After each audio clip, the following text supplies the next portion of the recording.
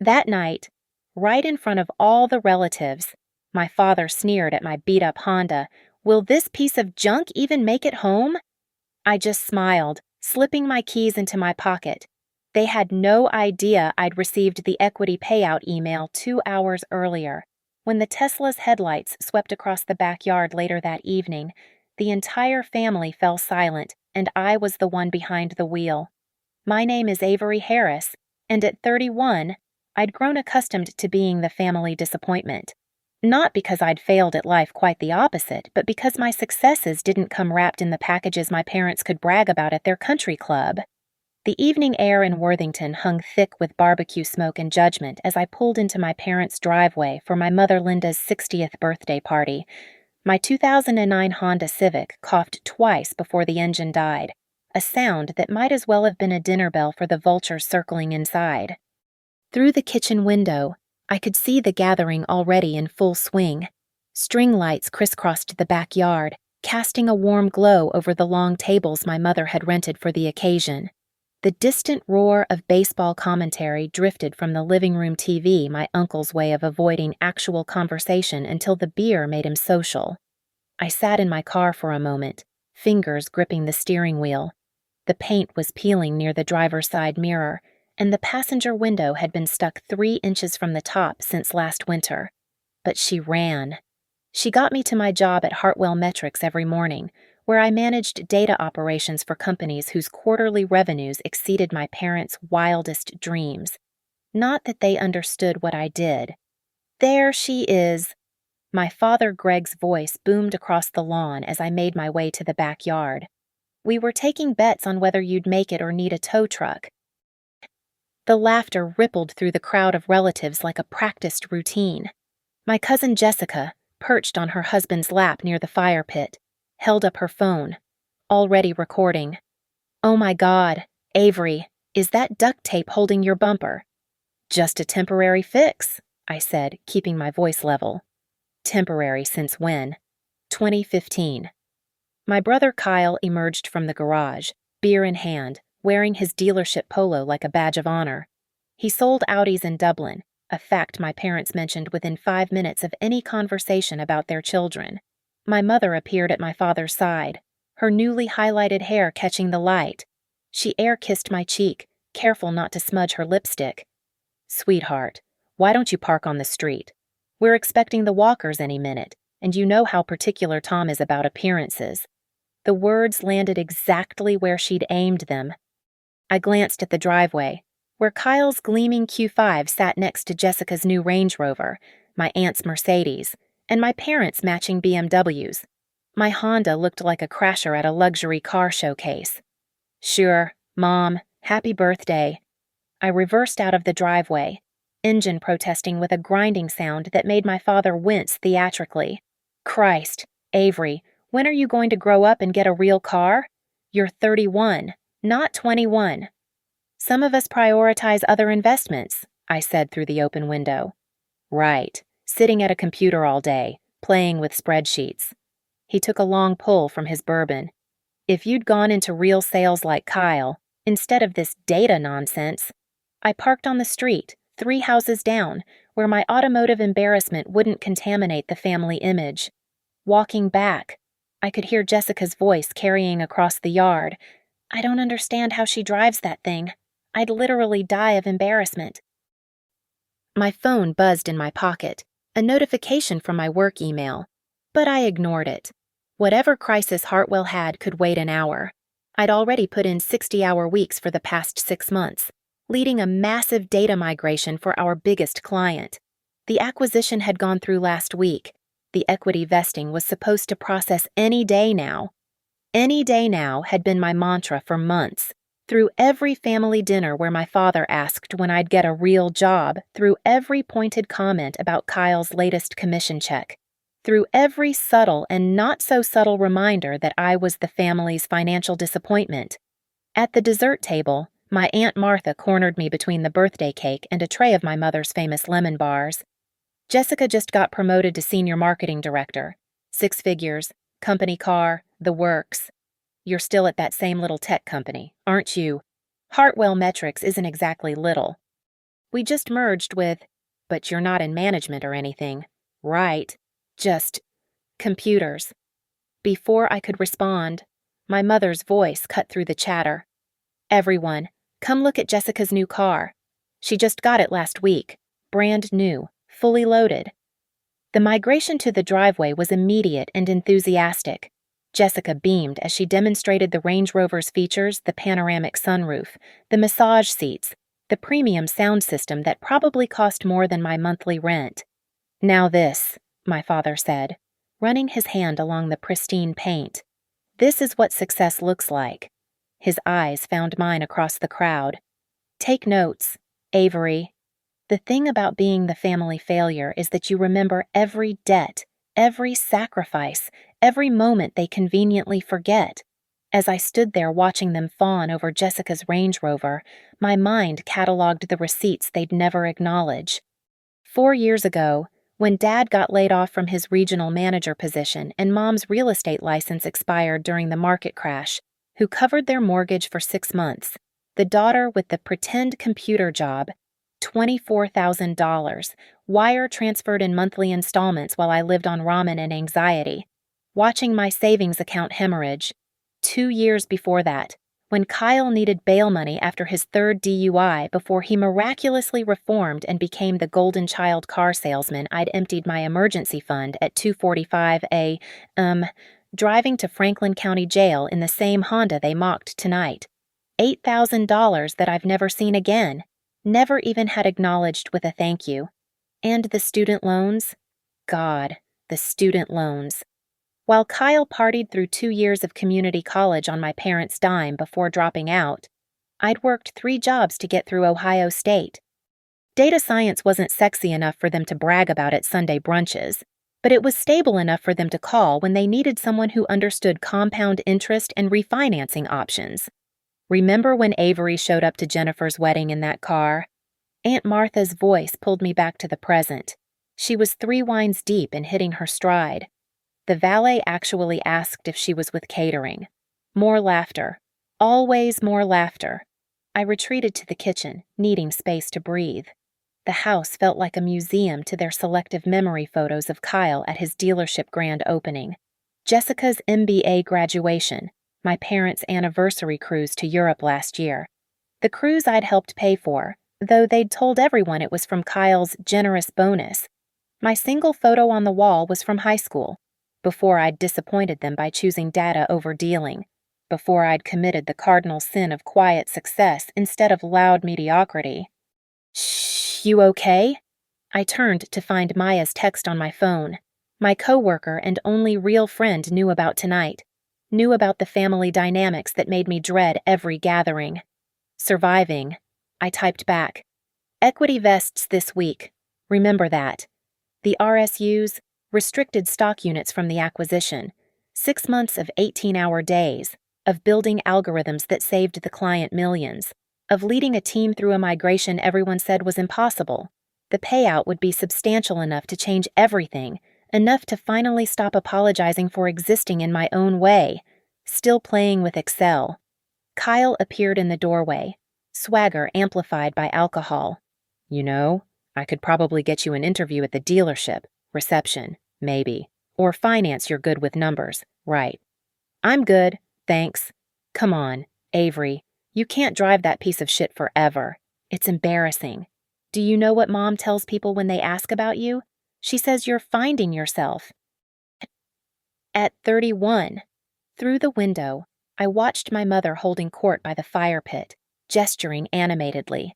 I couldn't hear the words, but I recognized the performance, the apologetic shrug, the eye roll, the universal parent pantomime for, "What can you do?" "That car out there," Kyle continued. "It's like a billboard advertising failure. Jesus, the clear coat is completely gone. There's rust on the wheel wells. The muffler sounds like a dying animal." "It runs?" "That's not the point. Image matters. Perception matters. You think anyone takes you seriously showing up in that? You think Mom and Dad can introduce you to their friends when you look like you're one breakdown from homeless?" I thought about the algorithm I'd perfected last month, the one that would save our client $4 million annually. I thought about the promotion offer I'd turned down from Amazon because I wanted to see the equity through. I thought about the letters of recommendation from C-suite executives who actually understood what I did. "You're right," I said quietly. "Image matters." Kyle blinked, surprised by the agreement. "Finally coming to your senses." Something like that. My phone buzzed again. Another email notification. The subject line preview made my heart skip. Hartwell Metrics, Equity Compensation Update. "I need to use the bathroom," I said, pushing past Kyle. "Typical," he called after me, always running away from reality. I locked the bathroom door and opened the email with shaking fingers, but it was just an update about the vesting schedule, not the actual payout. "Processing this week." It read, "Expect funds to be available within 3 to 5 business days. 3 to 5 business days to endure. 3 to 5 business days of smiles and silence and swallowing their contempt with birthday cake." When I returned to the party, my mother was standing next to Jessica's Range Rover, one hand on the hood like she was posing for a commercial. "Avery, sweetie, Jessica was just telling us about her company's executive lease program. Maybe when you finally get a real position somewhere, you could qualify for something similar. Wouldn't that be nice to not have to park 3 blocks away?" The laughter echoed across the suburban street, and I realized that even when the money came through, even when I could buy any car I wanted, they'd already decided who I was, the family failure, the one who sat at computers, the 31-year-old disappointment in the rusty Honda. But numbers don't lie, and neither do bank accounts. The revolution would be silent, swift, and devastating. The kitchen was crowded with relatives grabbing drinks, their laughter sharp as glass.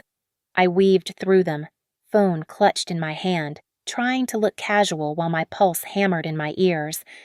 The equity update email burned in my mind 3 to 5 business days, but something felt different.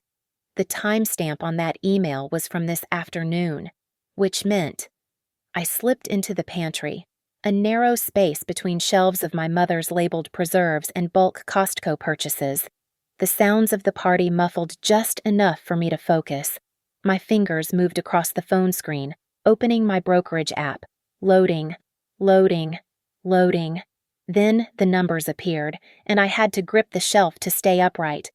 Equity disbursement completed. The timestamp read 8:47 p.m. Tonight. Less than an hour ago, while I was standing in this very house, being told I was an embarrassment. $648,000. After taxes. After everything, enough to buy any car I wanted. Cash. Enough to finally, definitively, shut their mouths. My hands trembled as I switched to my banking app, confirming the wire transfer was already processing. Available funds by morning. But some car dealerships could work with pending transfers, especially for cash buyers.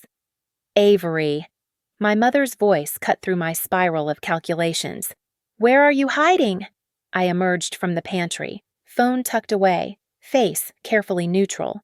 She stood by the sink, lipstick slightly smudged from air-kissing arrivals, her eyes already disappointed before I'd even done anything. "The Walkers just arrived. Please tell me you moved that car." "It's on Riverside Street." "Good.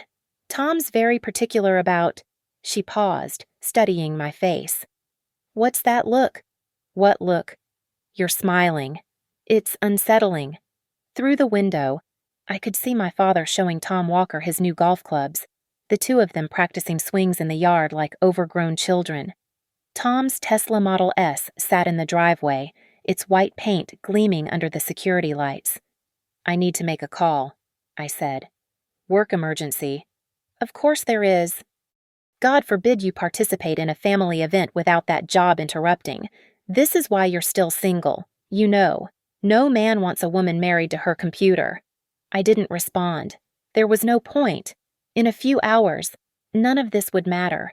Outside, the air had cooled, October in Ohio bringing that sharp edge that promised winter.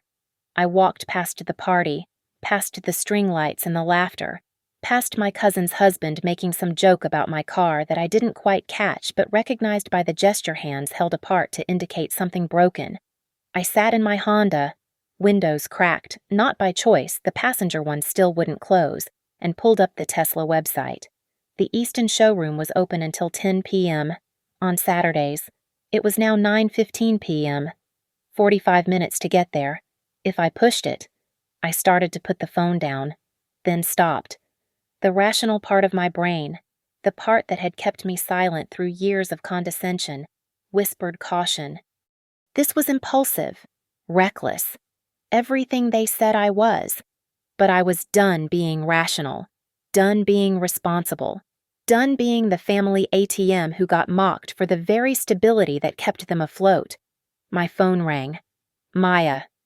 I know you're at the party, but I just saw the Slack notification. Did you check your brokerage account? Yeah. And it's there. All of it. Holy shit, Avery, you're rich. Like, actually rich. I need to go. What, where the party's not over? Is it?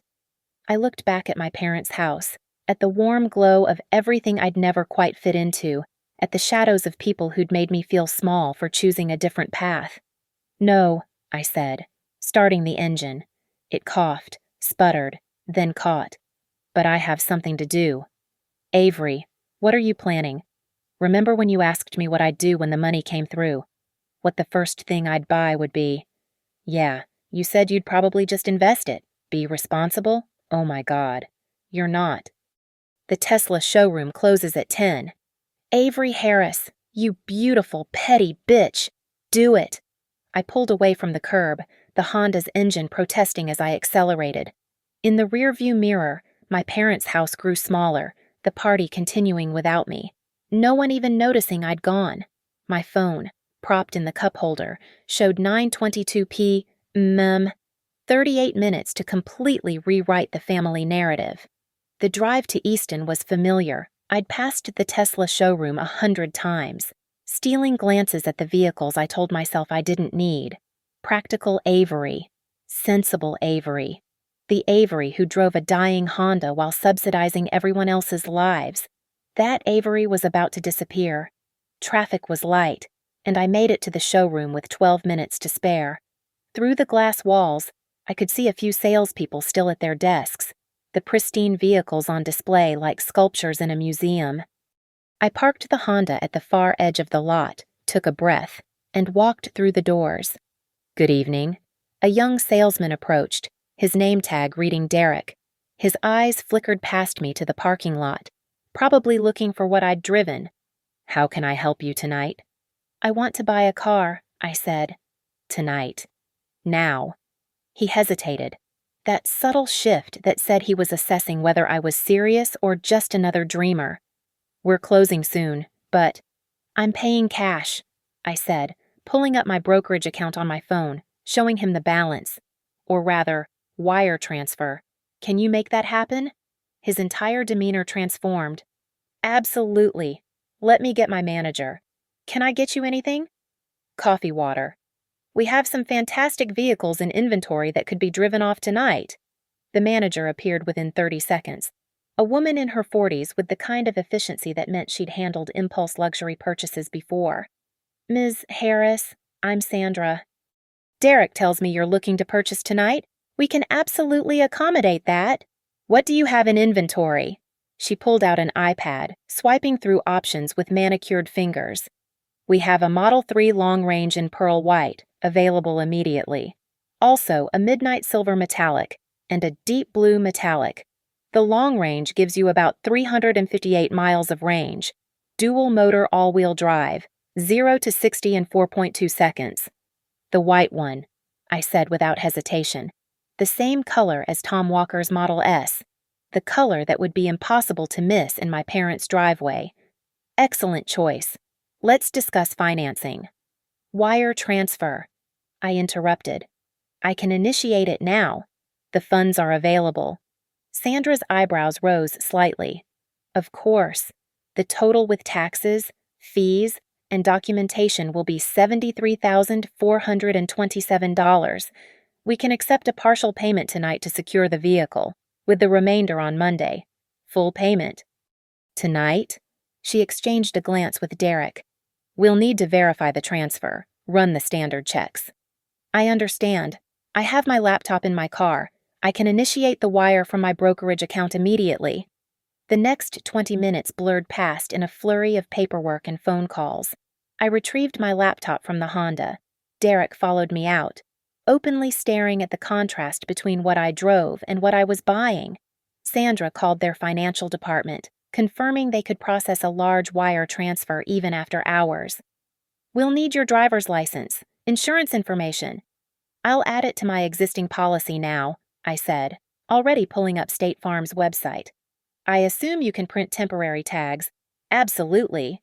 While Sandra prepared the purchase agreement, I initiated the wire transfer, my fingers steady despite the magnitude of what I was doing. $73,000. More than twice what my parents had mocked me for not having transferred in seconds.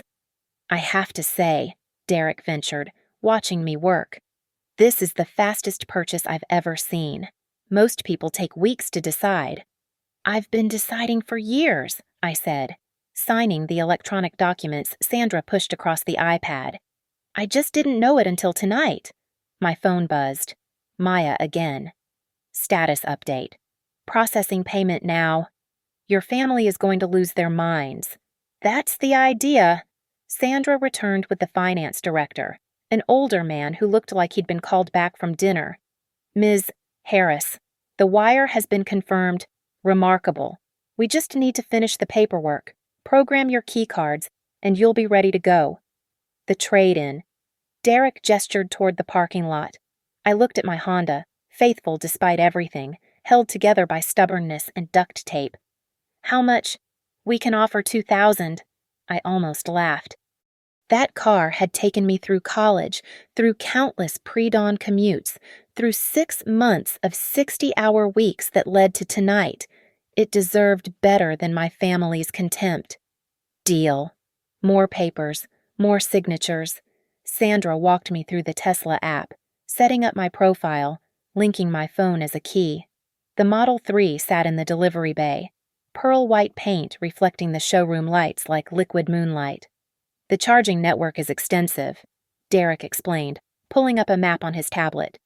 There's a supercharger at the Hilliard Rome Road exit, another in Dublin. Your home charger installation can be scheduled. I'll figure it out, I said, my eyes on the car. My car. Can we do the walkthrough quickly? I have somewhere to be. Sandra looked at her watch, 9:58 p.m. Of course. Let me get the temporary tags printed. 10 minutes later, I sat in the driver's seat, the interior lighting up with a soft glow. The massive center screen displayed my name, Welcome Avery. No engine noise, just a subtle hum of electronics awakening. The seat adjusted automatically to the profile I'd set. Everything smelled new, untouched, expensive. The acceleration can be surprising at first, Derek warned through the window. Take it easy until you get used to. I pressed the accelerator. The Tesla launched forward with a whisper, pinning me to the seat, responsive in a way the Honda had never been, even when new. I pulled back into the bay, grinning. I think I'll manage. Sandra handed me a folder with all the documentation, the temporary tag already affixed to the rear window. Congratulations, Ms. Harris. Enjoy your new Tesla. I pulled out of the showroom at 10:14 p.m. The Honda's keys left on Derek's desk. Maya's text came through the car's display. Send pics immediately. Instead, I sent a short video, panning across the interior, ending with my reflection in the rearview mirror smiling wider than I had in years. Phase 1 complete, I texted back. What's Phase 2?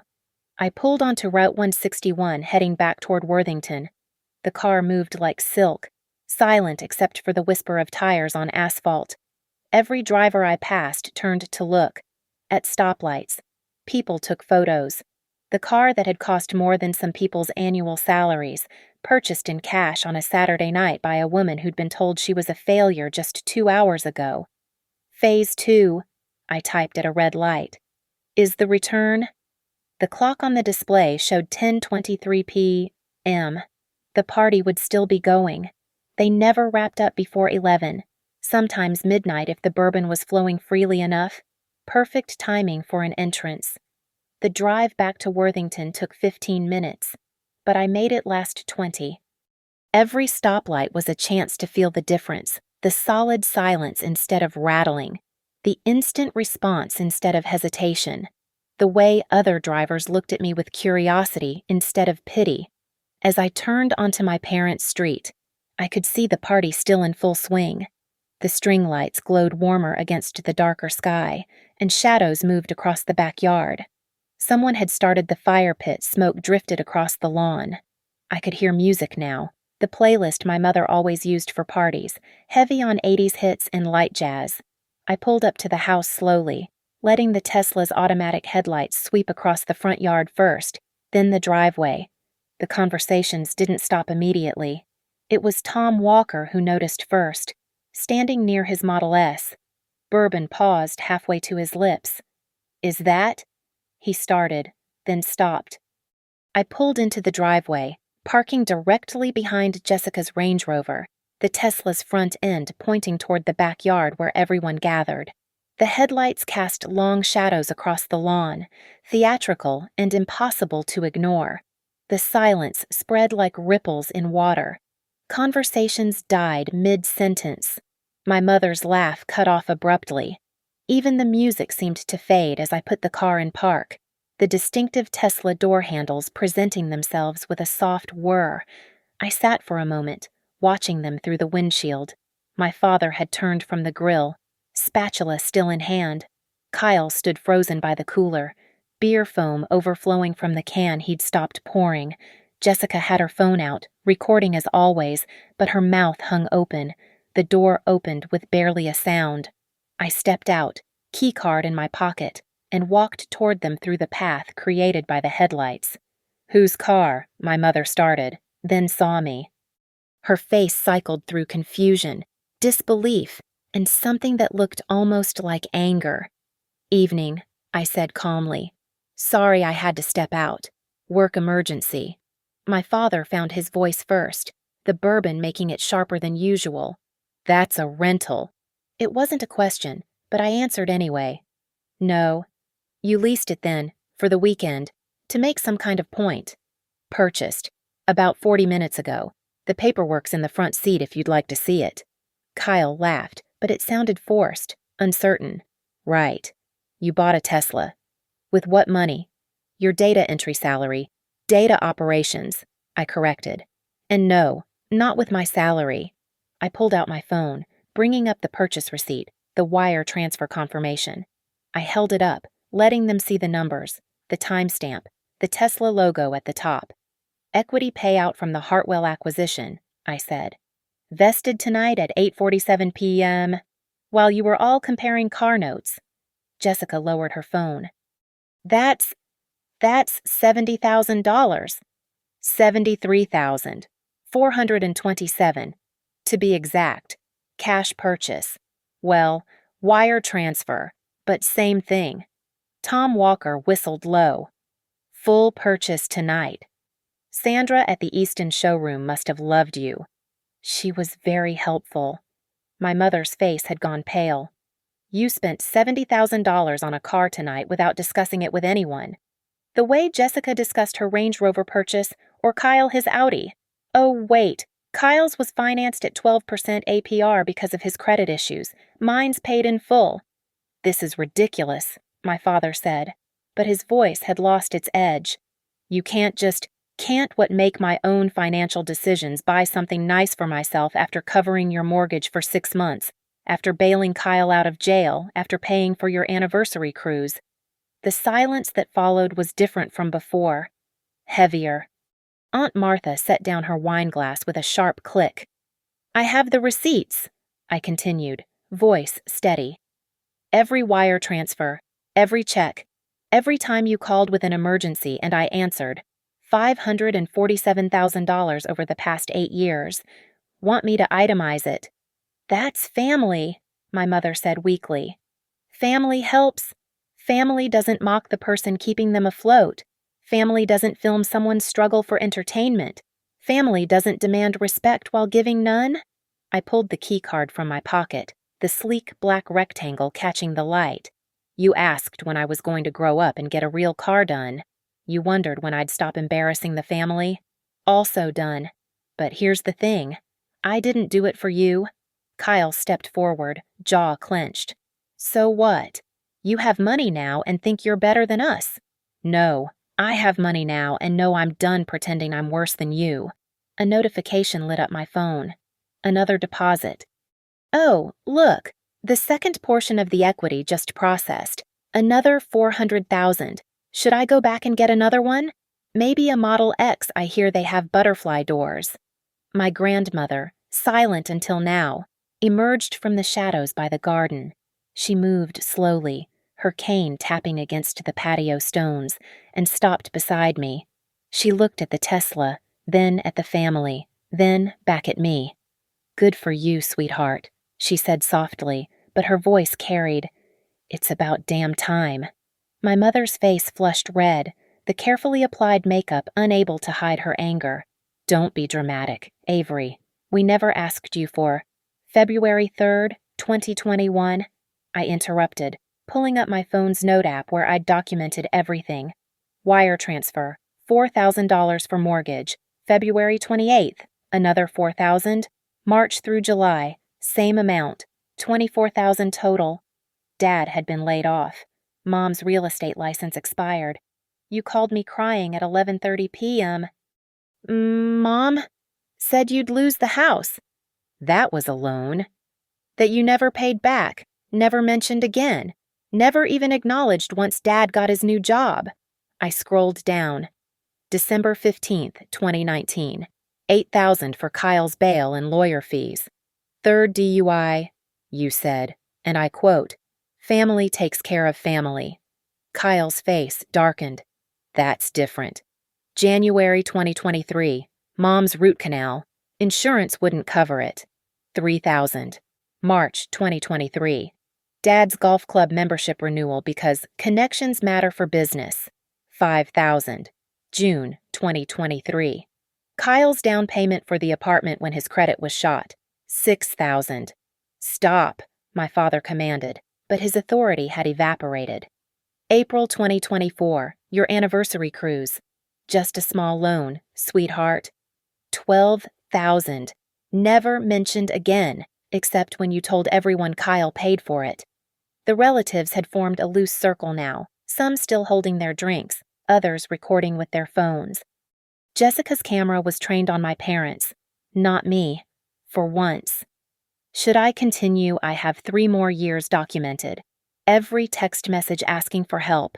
Every emergency that somehow only I could solve. Every time you took my money while telling everyone I was wasting my life on computers. Aunt Martha tried to interject. Families help each other. Do they film each other's struggles for entertainment? Do they mock each other's cars while driving vehicles bought with that person's money? Do they introduce their daughter as a disappointment while she's paying their bills? I turned back to my parents. You want to know the really pathetic part, I would have kept giving it. Kept silent. Kept being your ATM with a smile. But tonight, when I drove up in a car I'd owned for 12 years, held together with pride and duct tape, you couldn't even pretend to respect me. We never meant, my mother started. Will this piece of junk even make it home? I quoted. Dad said that. Everyone laughed. Cousin Mark got it on video. Should we replay it? Tom Walker cleared his throat. Perhaps everyone should take a breath. I'm perfectly calm, I said. I'm just done. Done pretending that success only counts if it's loud. Done apologizing for choosing a career you don't understand. Done being ashamed of being responsible while you live off my responsibility. My phone buzzed with another notification. Maya had sent a screenshot of my LinkedIn 14 messages from recruiters, all from the past week, all offering senior positions well into 6 figures. I held it up. Amazon, Google, Meta, Microsoft. They all want someone who just plays with computers. But sure, tell me more about how Kyle selling Audis is the real success story. You're being cruel, my mother said. tears threatening her mascara. I'm being honest. For the first time in 8 years, I'm saying what we all know. You're ashamed of me. Not because I'm a failure, but because my success doesn't match your narrow definition of it. I don't have a husband to validate me. I don't have a job title you can brag about at the country club. I don't make noise about my wins. I looked at each of them in turn. But I'm the one you call when the bills come due. Grandmother tapped her cane once, sharp against the stone. She's right. Every word. I've watched this for years, held my tongue because it wasn't my place. But Linda, Greg, you've failed this girl worse than she ever failed you. Mother, my mom gasped. I'm 83 years old. I'll speak my truth. Avery paid for my medications when Medicare wouldn't cover them. Never told anyone. Never asked for credit. Just quietly took care of it while you all mocked her car. She turned to me. Show me this Tesla properly, sweetheart. I want to see what integrity buys these days. Integrity? Kyle scoffed. She just blew 70 grand on a car to make a point. I spent 70 grand on a car because I wanted to and could. I corrected. The point is free. And for the record, the remaining $500,000 in equity already invested. Index funds, bonds, a diverse portfolio that will generate passive income. You know, the boring computer stuff that actually builds wealth. I turned to my grandmother. Want to take a ride? Absolutely. As I helped her toward the car, my father found his voice one more time. If you leave now, don't expect... What? Don't expect what?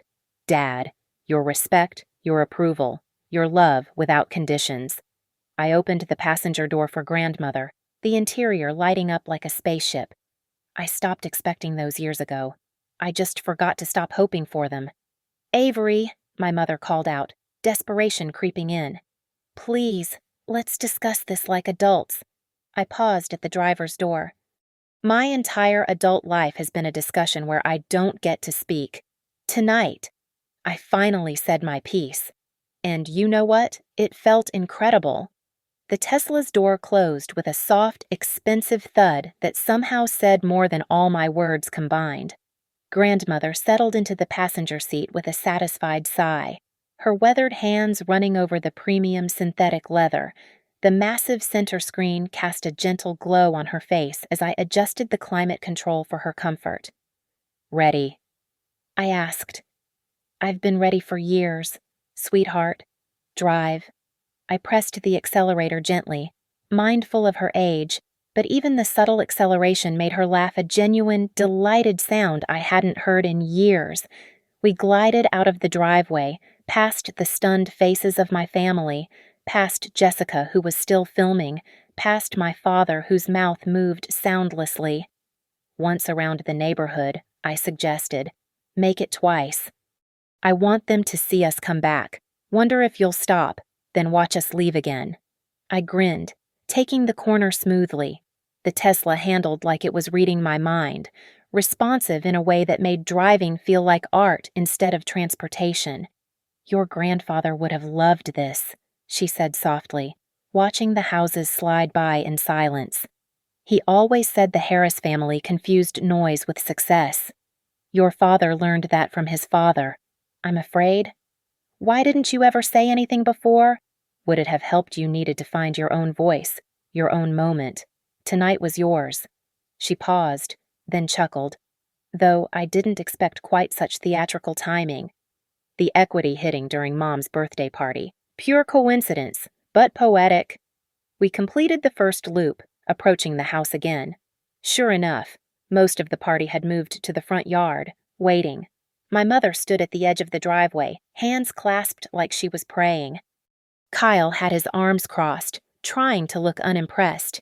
The relatives formed a gallery of phones and whispers. I slowed as we approached, window down slightly. Avery, my mother started. I accelerated past, smooth and silent, leaving her words behind. Grandmother patted my hand on the center console. That was perfect. Now, one more loop, but this time, tell me about this job they never bothered to understand. So I did. I explained data architecture, Machine learning models, the algorithm I developed that would save millions annually. I told her about the acquisition, the long nights, the moment I'd realized I was building something significant while my family thought I was just typing. I understand perhaps half of that, she admitted as we approached the house for the final time. But I understand all of what it means. You built something, you matter, and you did it without their validation. This time, I pulled into the driveway and stopped. Not to stay, but to make a point. The family clustered closer, hope visible on some faces, defiance on others.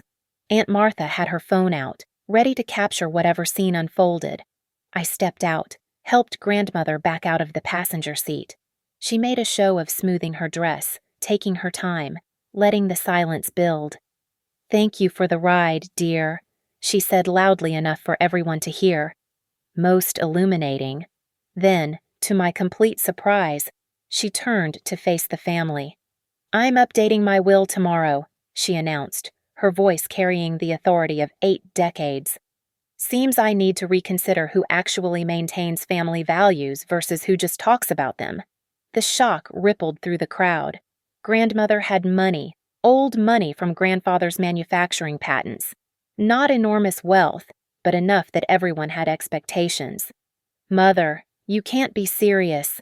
My dad started—" "Can't I just watched my son mock his daughter for driving a functional car while living off her generosity.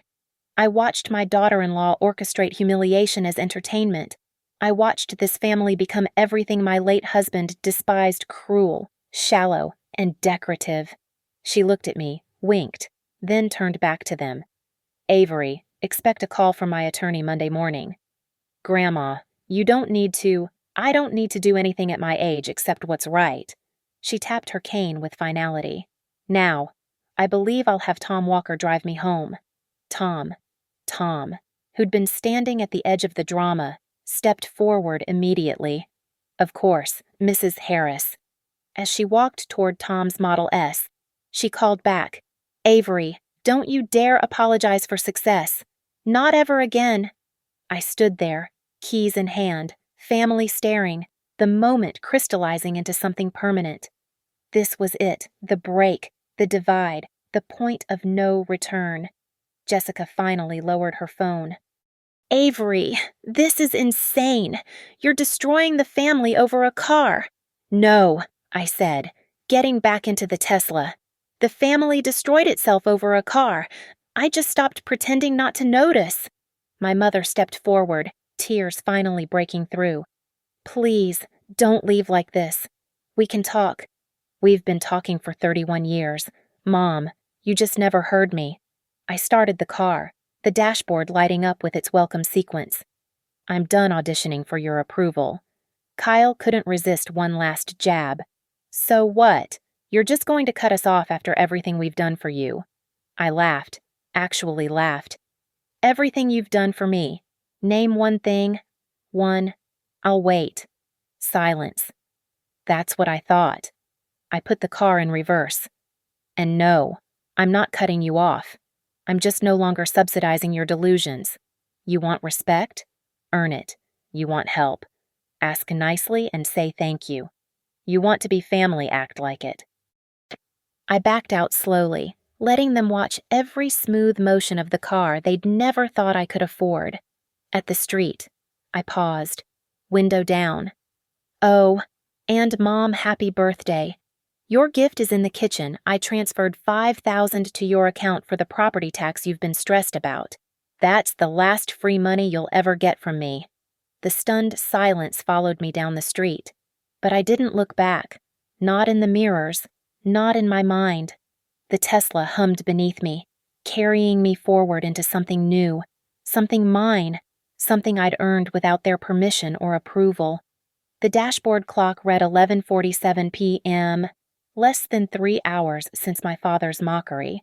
3 hours to dismantle 31 years of diminishment, time well spent. The Hilliard supercharger station glowed like a beacon in the darkness, its white charging stalls pristine under the LED canopy.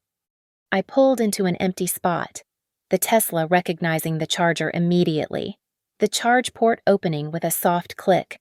Even plugging in felt ceremonial, no gas fumes, no sticky handles, just clean connection and quiet energy flowing. I stepped out into the cool October night, leaning against the car's perfect white surface. My phone showed 37 missed calls, 18 from my mother, 12 from Kyle. The rest scattered among relatives who'd probably never called me before. I deleted the notifications without listening to the voicemails. Instead, I opened my brokerage app again. The numbers still felt surreal even after the car purchase. I had more money than I'd ever imagined. More than my parents had saved in their entire lives. More than enough to never need their approval again. A notification popped up: final equity disbursement processed, remaining restricted units now available. Another 200,000. The final piece of 18 months of grinding, of building something they never understood.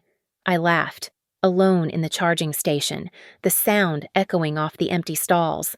My phone buzzed. Not family this time. Maya. How did it go? I sent her a photo of me standing next to the Tesla at the charger, my reflection visible in the glossy paint. No caption needed. You absolute legend. Drinks tomorrow to celebrate. Definitely. I'm buying. Damn right you are. Money bags. I pocketed the phone and watched the charging screen tick upward. 70%, 80, 90. Each percentage point felt like shedding weight I hadn't realized I'd been carrying. Another Tesla pulled up 2 stalls over a blue Model Y. The driver, a woman about my age, gave me the subtle Tesla owner nod. We were strangers, but we shared something: the choice to embrace the future while others clung to the past. At 95% charge, more than enough to get home and then some. I unplugged and got back in the car. The navigation screen showed home was 12 minutes away, my apartment in the short north, where no one had ever mocked my choices, where my neighbors didn't care what I drove, where success was measured in happiness, not horsepower. But I didn't go home. Not yet. Instead, I drove. Through empty suburban streets, past office parks where I'd spent countless late nights, along the highway where my Honda had struggled and wheezed while I'd planned and saved and dreamed. The Tesla ate up miles in silence, smooth as meditation, fast as thought. I drove until the clock showed 1:15 a.m., until my phone finally stopped buzzing with family drama, until the city lights gave way to countryside darkness. Somewhere near Delaware, I pulled into an empty rest stop and parked. The silence was perfect. No engine ticking as it cooled. No smell of burning oil. No worry about whether it would start again. Just me and the machine I'd earned. Under a sky full of stars, I could finally see clearly. I reclined the seat, looking up through the glass roof, another feature my family would never know to mock, and let myself feel everything. The anger flowing out, the hurt acknowledged and released, the pride finally allowed to exist without qualification. My phone lit up one more time. A LinkedIn message from someone I didn't recognize. I almost ignored it, then saw the subject: regarding your algorithm potential acquisition interest. The sender was a VP at a Fortune 500 company. They wanted to license my algorithm, the one I'd built during those 60-hour weeks. Their initial offer was in the 7 figures. I set the phone down, stared at it for a moment, then laughed until tears came. Not sad tears, tears of cosmic justice, of karma served cold and expensive. Starting the car again, I headed back toward the city. The eastern sky was still dark, but morning would come soon. My first morning without the weight of their judgment. My first morning driving something I'd chosen, bought with money I'd earned, validated by no one but myself. As Columbus came back into view, I made one final decision. I pulled up my phone's voice assistant. Call grandmother. She answered on the second ring, because of course she was still awake. I knew you'd call, she said simply. Thank you. For tonight. For seeing me. Sweetheart, I've always seen you. You just finally saw yourself. I love you, Grandma. I love you too. Now go home. Rest. Tomorrow you start the life you've earned. I ended the call and drove home through empty streets. the Tesla's autopilot keeping perfect pace while I finally let myself relax. The apartment building's garage opened automatically, recognizing my new car through the app. I parked in my assigned spot, plugged in the home charger I'd ordered from my phone an hour ago for next day delivery. Walking to the elevator, I caught my reflection in the glass doors. Same face, same person, but something had shifted. The apology was gone from my posture. The defensive hunch had straightened. I looked like someone who belonged in a $70,000 car, because I'd finally accepted that I did. The last notification on my phone was from my building's security system emotion alert from earlier. The camera had captured my Honda being towed from the guest lot, probably already on its way to Tesla's wholesale partner. I watched the grainy footage of my old car disappearing into the night and felt nothing but gratitude for the miles we'd shared. I deleted the video, then deleted my parents' numbers, Kyle's number, the extended family group chat that had never included me anyway, not blocked that would imply they still had power over my emotions. Just deleted, like clearing cache files from a computer that had been running too slow for too long. From now on, I didn't need to prove anything to anyone except myself, and I'd already won. Thank you so much for listening to this story. I'd love to know where you're tuning in from. Drop a comment below and let's connect. If this story resonated with you, please consider subscribing to the channel and sharing your thoughts. What would you have done in Avery's situation? Your stories and perspectives mean everything to this community. Until next time, remember your success doesn't need anyone else's approval.